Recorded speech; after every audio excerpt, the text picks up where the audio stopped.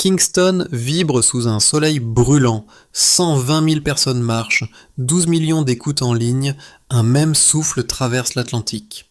Les tambours ne scandent pas la colère, mais la mémoire. Dans les rues de Halfway Tree, les voix fusionnent avec celles de Ouagadougou. Ce rythme porte un nom, Ibrahim Traoré, l'homme qui a transformé la fierté en programme, la souveraineté en politique. Et quand la Jamaïque regarde l'Afrique, ce n'est plus la distance qu'elle voit, mais son propre reflet. Ce mouvement né d'un chant s'est mué en promesse collective, celle de reprendre la main sur la valeur, la culture et l'avenir.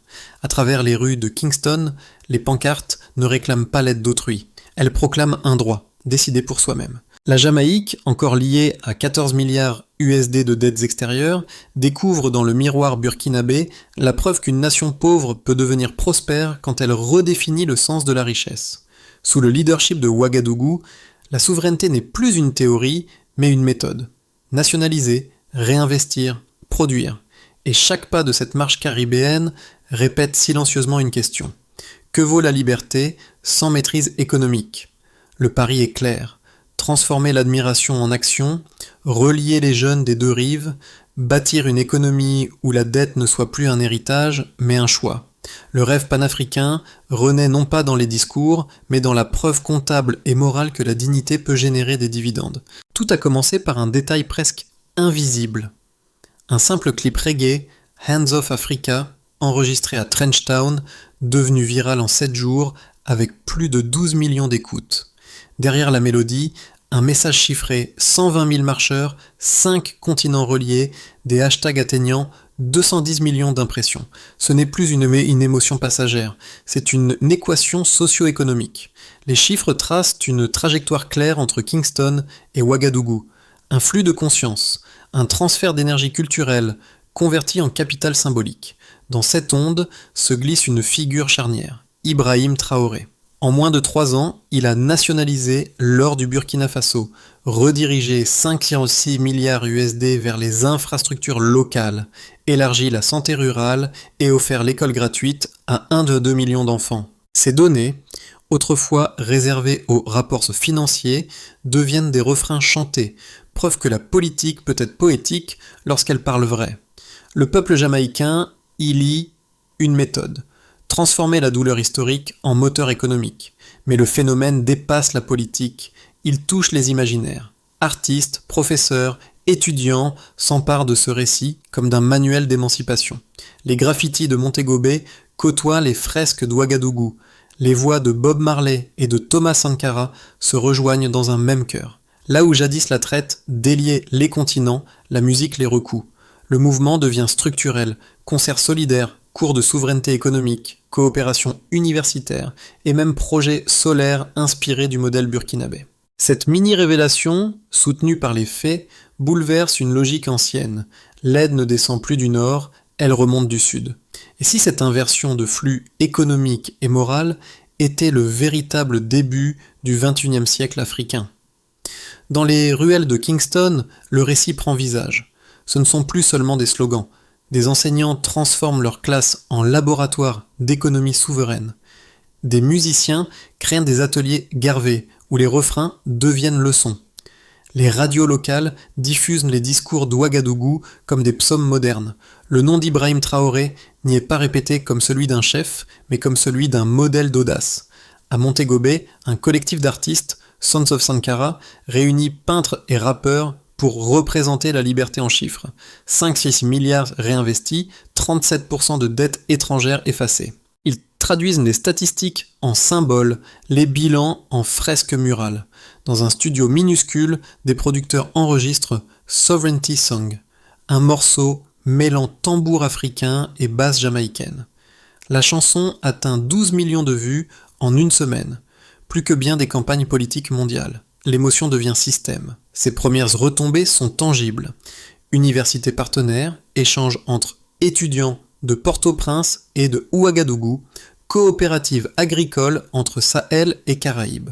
Les chiffres circulent, mais avec eux, les idées, la dignité, l'autonomie, la propriété.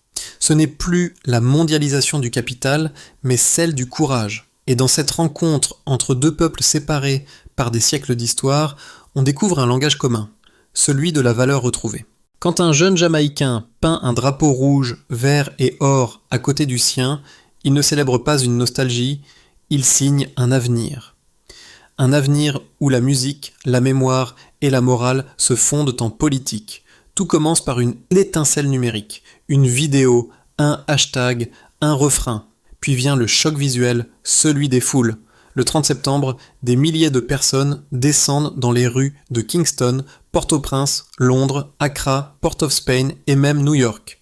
Le mot d'ordre est simple, Leave Traoré alone, Africa must rise. Sous la chaleur tropicale, 2 drapeaux flottent côte à côte, le vert-or-noir de la Jamaïque et le rouge-vert-or du Burkina Faso. Ce geste, anodin en apparence, signe la renaissance d'un lien politique et spirituel entre continents.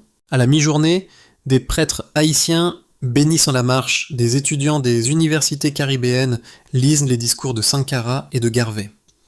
À Londres, des milliers de jeunes se rassemblent sur Westminster Bridge en criant « Decolonize the narrative ».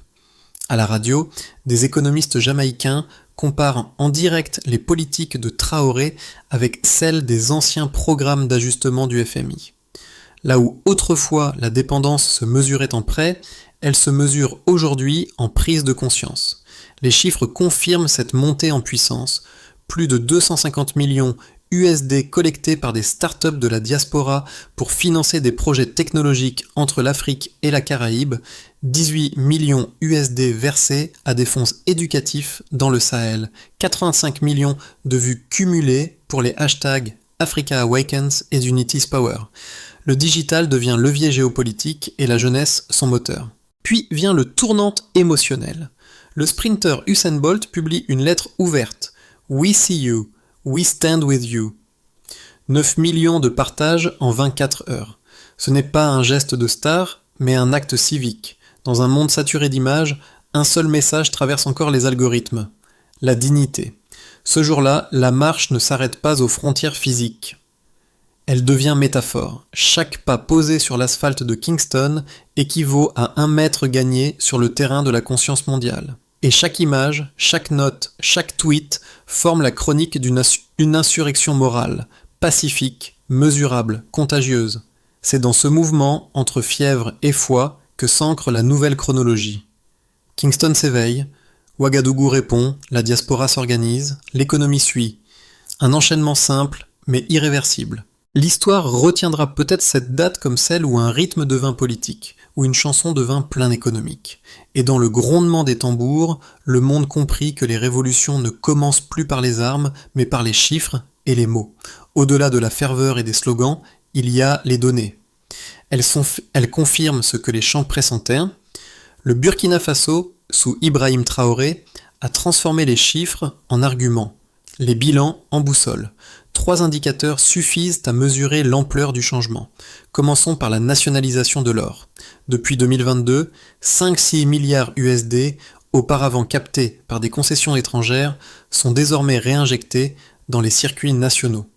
Chaque lingot exporté alimente un hôpital, une école, un atelier. Ce flux inversé prouve qu'un État africain peut redevenir actionnaire de son propre destin. Passons maintenant à la réduction de la dette extérieure. En une seule année fiscale, le pays a diminué son recours aux emprunts internationaux de 37%. Derrière ce pourcentage, une stratégie. Remplacer la dépendance par la production, substituer la dette par la valeur ajoutée locale. Les économistes de Kingston y voient un précédent applicable aux petites économies insulaires, une leçon de discipline budgétaire couplée à la dignité. Enfin, concernant l'accès social. Plus de 1,2 million d'élèves bénéficient désormais de programmes scolaires gratuits financés par les revenus aurifères, tandis que la couverture sanitaire rurale a bondi de 48% en 3 ans. Ce ne sont pas des promesses, ce sont des résultats mesurables, vérifiables, transmissibles, mais les chiffres ne suffisent pas. Ils n'ont de sens que replacés dans la dynamique qui les a rendus possibles. La coordination entre conscience civique et choix économique. Le modèle Traoré, observé depuis la Jamaïque, démontre que la souveraineté financière n'est pas un luxe idéologique, mais un instrument concret de développement. Les universités de Portmore et de Bridgetown le traduisent déjà en études de cas. La variable la plus remarquable n'est pas économique mais morale, la confiance. Là où les bailleurs calculaient des risques, les citoyens calculent désormais des espoirs. Et cette conversion du langage financier en langage de foi civique redéfinit la notion même de progrès. Si l'on applique cette méthode à la diaspora, les projections sont vertigineuses. Une réorientation de 2% des envois de fonds, soit 1,4 milliard USD par an, suffirait à créer un fonds souverain éducatif commun entre Afrique et Caraïbes. L'arithmétique devient arme douce, la statistique devient stratégie. Les tambours ont ouvert la voie, les bilans confirment le rythme. Derrière chaque pourcentage, il y a une promesse tenue, et derrière chaque décimale, une dignité comptabilisée. Les critiques n'ont pas tardé. À Washington, certains analystes dénoncent un teint populisme minier, un risque d'isolement économique. À Paris, d'autres prédisent un effondrement inévitable du modèle burkinabé. Ils brandissent les mêmes équations depuis 50 ans, croissance et l'intégration, stabilité et biodépendance. Mais les faits récents contredisent ce syllogisme. Face à l'idée que sans investissement étranger, le développement s'arrête, la réalité montre qu'il se réoriente. Lorsque 5-6 milliards USD reviennent dans l'économie locale, l'investissement ne disparaît pas, il change d'adresse. Les infrastructures construites par les Burkinabés créent plus d'emplois qu'un prêt à taux préférentiel assorti de conditions opaques. Quant à l'affirmation que la souveraineté économique nourrit l'instabilité politique, elle renforce en vérité la légitimité. L'histoire récente montre que la confiance populaire découle moins des alliances diplomatiques que des résultats concrets, écoles ouvertes, salaires payés, services fonctionnels. Ibrahim Traoré ne gouverne pas par charisme, mais par cohérence. Chaque décision économique porte un symbole moral. Enfin, face au discours selon lequel le panafricanisme est un romantisme dépassé, les chiffres jamaïcains prouvent le contraire. 250 millions USD levés par la diaspora, 18 millions réinvestis dans le Sahel, des milliers de jeunes connectés par des projets communs. Ce n'est pas une utopie, c'est une architecture. Entre ces arguments et ces preuves se dresse un constat simple. La logique du centre et de la périphérie vacille. La Jamaïque et le Burkina Faso démontrent ensemble qu'un modèle fondé sur la coopération horizontale peut concurrencer celui de la tutelle verticale. Ainsi, la vraie question n'est plus qui finance, mais qui décide. Et dans cette réponse, c'est tout un continent qui réapprend à parler de lui-même sans traducteur. Le vrai pouvoir n'est pas dans les armes. Cette phrase, prononcée par Ibrahim Traoré, ouvre la seconde moitié du récit comme un battement sec. 8 mots, une direction. Ce tournant marque la transition entre l'émotion et la structure. Les tambours se taisent un instant.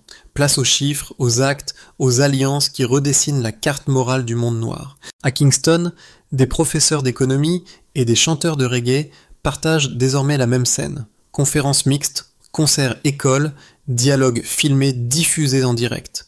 Les étudiants traduisent les politiques publiques de Ouagadougou en projets de recherche sur la souveraineté budgétaire. La culture devient méthode d'apprentissage. Mais cette révélation n'est pas seulement artistique, elle est géopolitique. Le Sahel et la Caraïbe, longtemps observés comme périphérie, s'observent entre eux. De cette réciprocité naît une économie parallèle, faite de transferts de savoir, d'énergie et de respect. Une révolution sans bruit, où la musique devient instrument d'analyse et la conscience collective, un actif mondial. La flamme allumée à Ouagadougou éclaire désormais les rives de la mer des Caraïbes. Et dans sa lumière se dessine une autre manière de compter, non plus en dollars, mais en dignité. Les effets de cette convergence ne sont plus abstraits. Ils s'observent dans 4 sphères distinctes, gouvernementales, entrepreneuriales, citoyennes et régionales, où les idées deviennent politiques publiques. Dans la sphère gouvernementale, les gouvernements africains et caribéens examinent désormais le modèle Traoré non comme un cas isolé, mais comme une hypothèse de travail. Des délégations du Ghana, de la Barbade et du Cap-Vert ont envoyé des économistes à Ouagadougou pour étudier la gestion directe des ressources minières. La Jamaïque a initié un projet pilote de fonds souverains alimenté par les taxes touristiques, inspiré de la méthode burkinabé de réinvestissement circulaire. Ce n'est plus l'assistanat, c'est l'apprentissage croisé. Dans la sphère entrepreneuriale, les startups de la diaspora noire, particulièrement dans la fintech et l'énergie solaire, ont mobilisé plus de 250 millions USD de capitaux propres en 12 mois. À Portmore, un incubateur baptisé Garvey Lab connecte des développeurs jamaïcains à des ingénieurs burkinabés pour créer une plateforme de microfinancement éthique. Les modèles de Ouagadougou deviennent exportables, transparents, communautaires, sans dépendance bancaire. Dans la sphère citoyenne, les campagnes comme Black Leaders Matter et Day of Black Solidarity transforment la solidarité en levier éducatif. Plus de 22 millions USD ont été récoltés pour financer des bourses en études africaines et des médias indépendants. Les jeunes des Caraïbes apprennent le nom des héros africains effacés de leur manuel scolaire. Les étudiants du Sahel découvrent les figures caribéennes du panafricanisme. L'histoire se réécrit dans les deux sens. Dans la sphère régionale, entre Afrique de l'Ouest et Caraïbes, de nouveaux accords de coopération culturelle et économique émergent. Le projet d'un corridor commercial afro-caribéen, évalué à 3,2 milliards USD d'échanges potentiels d'ici 2027, est à l'étude. Les universités prévoient des cursus communs, les artistes organisent des tournées solidaires. Le symbole devient système. Derrière ces chiffres, une dynamique morale, celle d'une souveraineté partagée. Le concept ne se limite plus aux frontières nationales, il s'étend aux identités collectives, à la mémoire et à la fierté de produire pour soi. Le mouvement n'appartient plus à Ibrahim Traoré seul. Il lui survit, parce qu'il repose sur un socle de conscience commune. La Jamaïque et le Burkina Faso ont prouvé que la distance n'est qu'une donnée géographique. L'économie a trouvé son langage émotionnel et la musique son équation politique. L'histoire avance vite, mais elle peut bifurquer selon 3 chemins. Les données accumulées entre Kingston et Ouagadougou permettent d'esquisser 3 scénarios. Un cas de base, un cas optimiste et un cas critique. Dans le cas de base, la dynamique actuelle se stabilise, les coopérations éducatives se multiplient, les échanges culturels se consolident et la diaspora maintient un flux régulier d'investissement. Le modèle Traoré devient une référence universitaire sans toutefois provoquer de transformations structurelles majeures. L'impact reste moral, mais la graine est plantée. Dans le cas optimiste, les États caribéens et africains traduisent les symboles en politique coordonnée. Création d'un fonds panafricain d'investissement communautaire d'une valeur initiale de 1,5 milliard USD. Mise en place d'un corridor numérique afro-caribéen reliant les plateformes éducatives et financières. Adoption d'un programme commun d'énergie solaire inspiré des installations burkinabées. Ce scénario ferait du Sud global un bloc d'innovation morale et économique capable de peser sur les négociations internationales. L'Afrique ne serait plus aidée. Elle coopérerait d'égal à l'égal. Dans le cas critique, les tensions extérieures s'intensifient. Les institutions financières internationales révisent leurs conditions de crédit, certaines puissances médiatiques diabolisent le mouvement. Les jeunes militants, frustrés, pourraient radicaliser leur discours, transformant un réveil civique en polarisation politique. Ce scénario ne détruirait pas le mouvement, mais le ralentirait. Le risque principal, que la fatigue numérique étouffe l'énergie morale avant qu'elle ne devienne réforme concrète. Entre ces 3 avenirs, la variable décisive reste la conscience collective. Si les populations continuent à s'éduquer, à comparer, à coopérer, le scénario optimiste devient réaliste. La souveraineté n'est pas une ligne de budget, c'est un état d'esprit à entretenir. Et c'est là que le rôle de la diaspora, comme celui des créateurs jamaïcains, devient vital. Garder le rythme, entretenir le feu, veiller sur le message. L'écho de cette révolution tranquille dépasse les frontières du monde noir. Dans les universités européennes, on étudie désormais le modèle burkinabé comme un cas de leadership postcolonial fondé sur la participation citoyenne. À New York, des collectifs latinos et asiatiques rejoignent les marches de solidarité. Les tambours africains résonnent dans les rues de Brooklyn, accompagnés par des pancartes où l'on lit « La liberté ne se sous-traite pas ». Pour les spectateurs du Nord, la figure d'Ibrahim Traoré déconcerte. Trop jeune pour incarner la sagesse, trop lucide pour être réduit à un symbole. Il est l'anti-prototype du dirigeant africain que la presse occidentale aime caricaturer. Et c'est justement cette rupture narrative qui séduit la jeunesse mondiale. Un leadership sans costume, une révolution sans messianisme. Sur les réseaux, les analyses se multiplient. Des youtubeurs haïtiens décryptent la politique minière du Burkina. Des étudiants parisiens traduisent ces discours, des professeurs brésiliens enseigne ces réformes comme étude de cas en économie souveraine. Les débats glissent du pour ou contre vers le comment et pourquoi. L'opinion publique se rééduque à la nuance, phénomène rare à l'ère des indignations instantanées. Mais surtout, le mouvement touche les consciences individuelles. Une génération entière découvre qu'on peut appartenir à une histoire sans attendre qu'elle soit racontée par d'autres. Les tambours de Kingston ont cessé d'être folklore. Ils battent la mesure d'une pédagogie politique mondiale. Et chaque internaute qui partage une vidéo, qui cite un vers, qui commente une idée, participe à un récit en expansion, celui d'un peuple qui réapprend à se nommer. Le mouvement n'a pas besoin de nouveaux slogans, il a besoin d'une méthode. Et cette méthode se décline déjà en 5 étapes claires, observées à la fois à Ouagadougou et à Kingston. La première étape consiste à identifier et nommer les dépendances cachées, financières, culturelles, médiatiques. Les professeurs jamaïcains créent des ateliers de lecture critique pour décoder la propagande économique.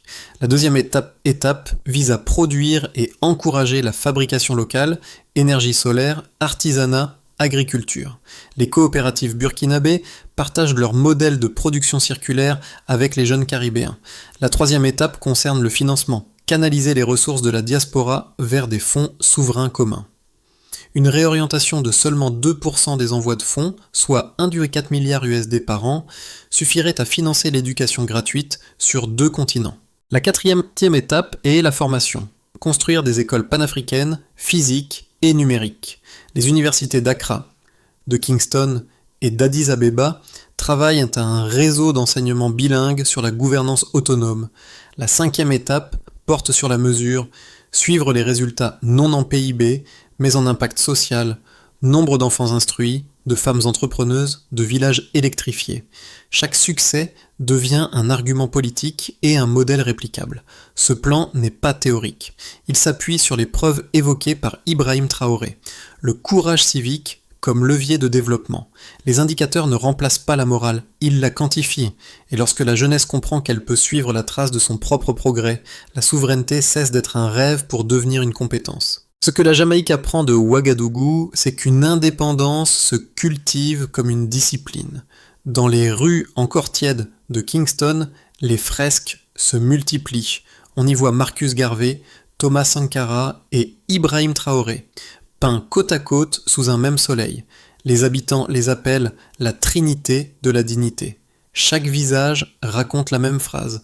Nous n'attendons plus l'approbation, nous agissons. Les enfants qui jouent devant ces murs ignorent peut-être les noms, mais ils reconnaissent le ton de la fierté retrouvée, de la liberté réapprise. L'écho venu du Sahel a traversé l'océan, non pour prêcher, mais pour réveiller, et dans cette renaissance partagée, une vérité simple s'impose. L'histoire n'appartient pas à ceux qui l'écrivent, mais à ceux qui la vivent. Quand la nuit tombe sur la mer des Caraïbes, les tambours reprennent. Leur cadence n'appelle pas à la guerre, mais à la vigilance. Car la souveraineté n'est jamais acquise. Elle se défend chaque jour par la conscience, par le travail, par la parole. Et dans ce battement continu, on entend une phrase devenue promesse. La dignité est la seule richesse qui ne s'exporte pas. Ce mouvement n'a pas de porte-parole unique, pas d'hymne officiel, pas de drapeau nouveau. Il a mieux, des millions de consciences reliées par un même battement. Des jeunes qui apprennent à coder, à enseigner, à produire, à raconter leur histoire sans traducteur. Des femmes qui gèrent des coopératives d'énergie solaire. Des artistes qui transforment leur micro en instrument d'éducation. Le message est simple, presque silencieux. Ce n'est plus à l'Occident d'expliquer le monde noir, c'est au monde noir de s'expliquer lui-même. Et dans cette prise de parole collective se dessine la promesse d'un avenir partagé.